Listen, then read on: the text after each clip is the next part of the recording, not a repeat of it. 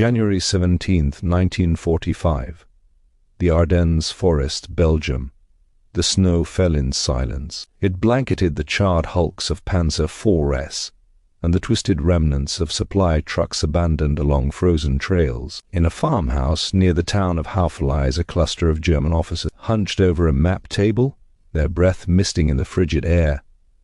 The kerosene lamp flickered against frost-creased faces. One Oberstleutnant, his iron cross dull beneath the dim light, traced a line along the map with a calloused finger and muttered something about American inexperience. Another officer chuckled a dry, tired sound and spoke of the chaotic retreat they had witnessed. Weeks earlier, the green American infantry stumbling through the woods like lost children. They had seen it with their own eyes, disorganized convoys, hesitant commanders, soldiers who flinched at the bark of an 88. The Americans were wealthy, yes. They had material, but they did not have the iron discipline of the Wehrmacht, the tactical precision honed through years of blitzkrieg. They did not understand war the way Germany understood war. Outside, the forest held its breath. The German army had entered the Ardennes offensive with a calculated arrogance born from experience. By the winter of 1944, the Wehrmacht had been fighting for 5 years across 3 continents. Its officer corps was among the most professionally trained in the world, raised on the doctrine of von Clausewitz and von Moltke, educated in staff colleges where maneuver warfare was gospel. They had shattered Poland in weeks, brought France to its knees in 40 days, and carved deep into the Soviet Union with lightning speed. To them, the Americans were newcomers, an industrial nation that had learned war only recently, a people soft from prosperity and unskilled in the art of annihilation. When German intelligence officers reviewed captured American field manuals in late 1944, they noted the emphasis on firepower over maneuver, the reliance on material superiority rather than tactical elegance. One Wehrmacht general reportedly described American strategy as the application of a sledgehammer where a scalpel was required. The mockery was not entirely unfounded. In the opening days of the Battle of the Bulge, American units were caught off guard, their lines punctured, entire regiments encircled or overrun. German panzer columns advanced with confidence, convinced that the Americans would crack under pressure as they had in the Kasserine Pass 2 years prior.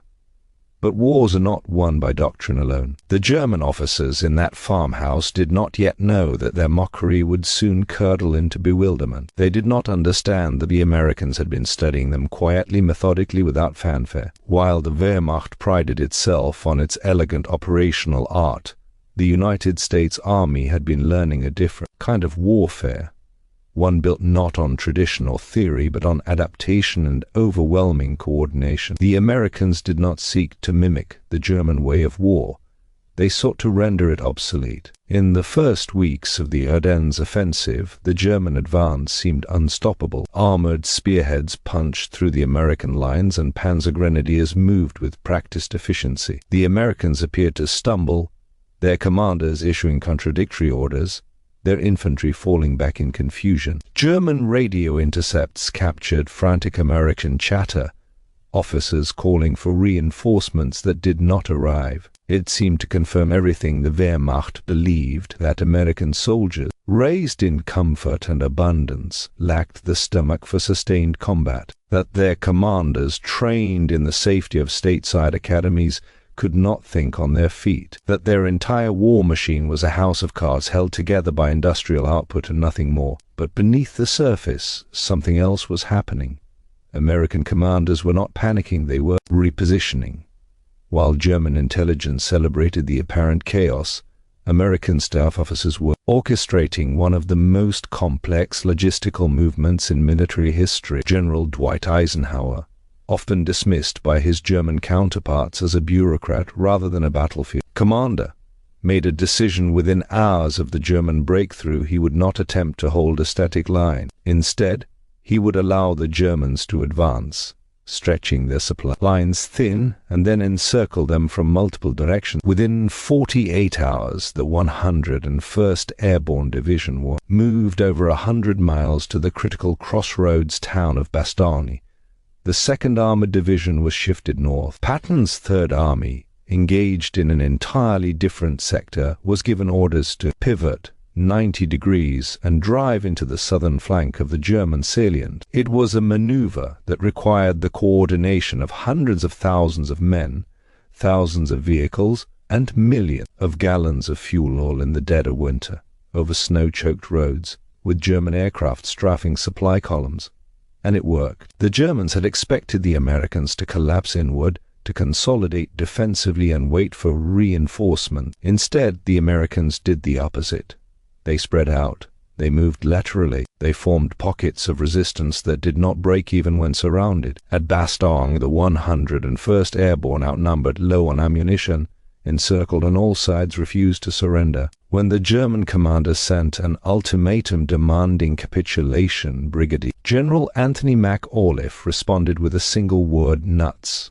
It was not bravado, it was calculation. The paratroopers knew that relief was coming, that the American system of logistics and reinforcement was too vast to be stopped by a single encirclement. They held because they understood something the Germans did not, that in this new kind of war, patience and coordination mattered more than dash and daring.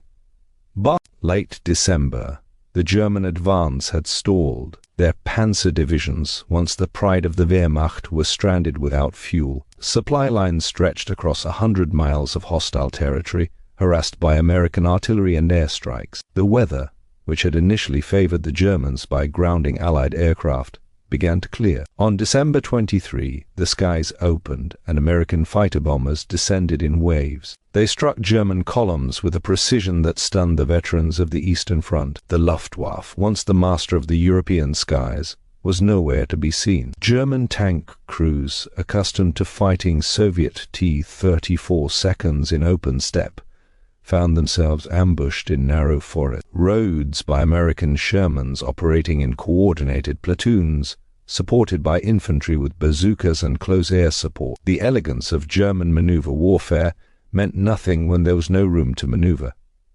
And then the encirclement closed. It did not come with a dramatic announcement or a thunderous assault. It came quietly like the snow. American units that had seemed scattered and disorganized suddenly revealed themselves to be part of a larger pattern. The 2nd Armored Division struck from the north.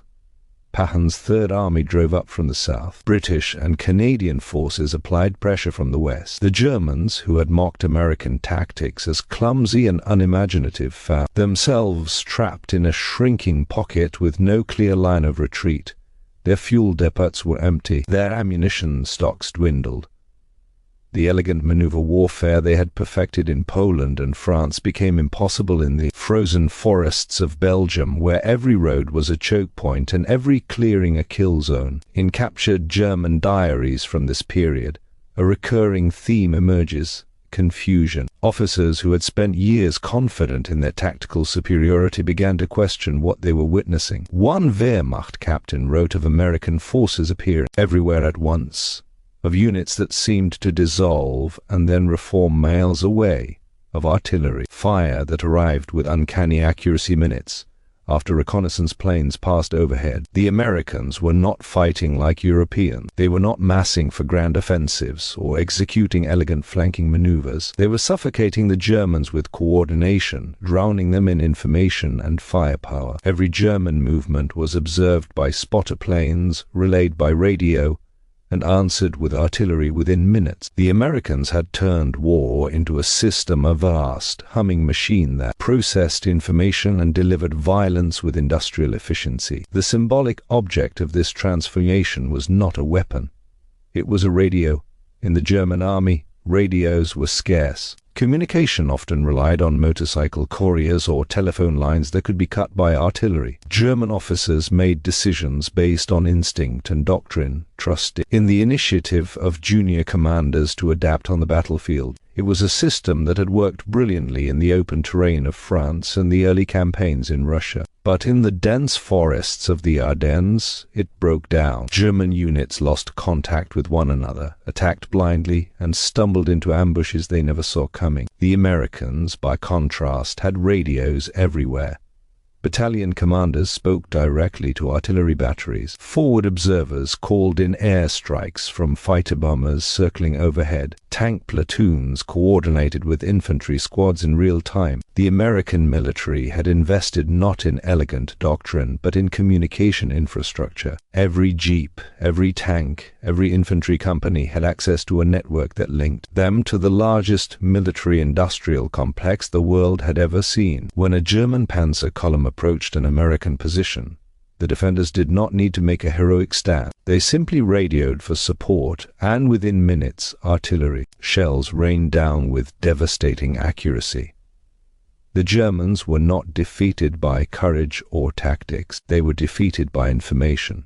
By mid-January 1945, the Ardennes offensive was over. The German army had suffered over 100,000 casualties, lost hundreds of tanks and aircraft, and expended the last reserves of fuel and ammunition that might have been used to defend the Rhine. The Americans had taken heavy losses, as well, nearly 20,000 dead, tens of thousands wounded, but they had absorbed the blow and responded with a counter-offensive that shattered the Wehrmacht's last hope of turning the tide in the West. The officers who had mocked American tactics in that farmhouse in Hafele were dead, captured, or retreating eastward through the snow.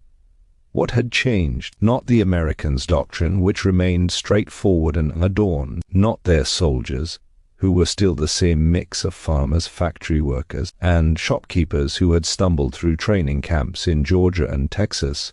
What had changed was the system. The Americans had built a way of war that did not rely on individual brilliance or martial tradition. It relied on coordination, logistics, and the ruthless application of resources. It was not elegant, it was not poetic, but it was devastatingly effective. In the years after the war, German generals would write memoirs attempting to explain their defeat. Many would point to Hitler's interference, the Luftwaffe's collapse, the overwhelming material superiority of the Allies. Few would acknowledge the deeper truth that they had been outthought. The Americans had looked at the German way of war, swift, aggressive, built on maneuver and shock, and had designed a counter that neutralized every advantage. Where the Germans relied on speed, the Americans built a web of coordination that slowed them to a crawl. Where the Germans prized initiative, the Americans imposed a system that made initiative irrelevant. The encirclement in the Ardennes was not a fluke or a stroke of luck. It was the inevitable result of two philosophies of war colliding, and one proving superior. The snow continued to fall long after the guns went silent.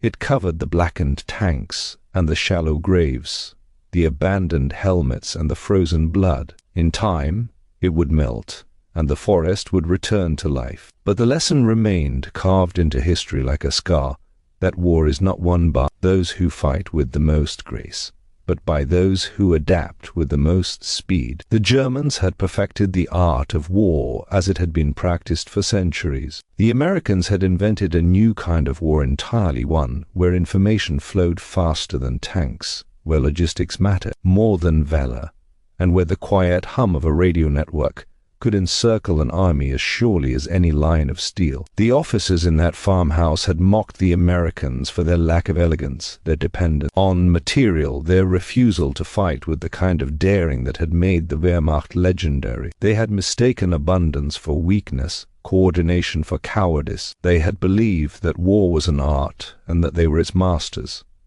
They were wrong. War, in the end, is not an art. It is a science.